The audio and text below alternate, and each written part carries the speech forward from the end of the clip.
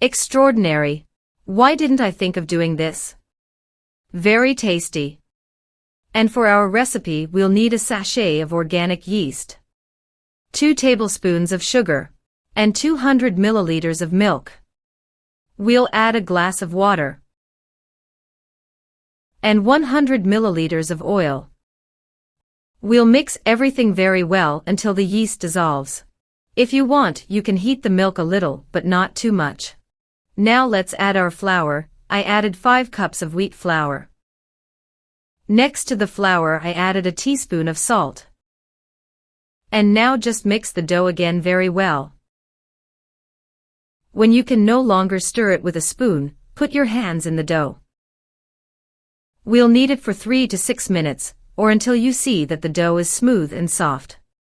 Now we'll make a ball out of the dough and put it in the bowl. I'll cover it with plastic wrap to let it rest for an hour. After an hour, let's take our dough and roll it out on the worktop. I put a little flour on the table so it doesn't stick together. Let's roll out the dough into a rectangle. And now on one side of the dough we're going to make cuts, so you don't have to cut all the way through.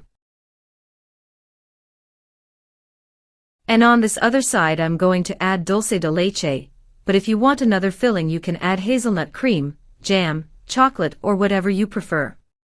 Now just spread it over the whole side of the dough.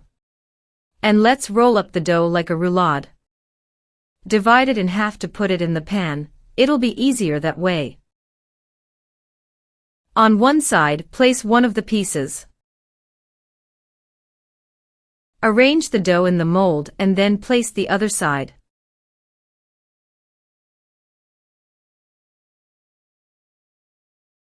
Now let it rest for another 20 minutes.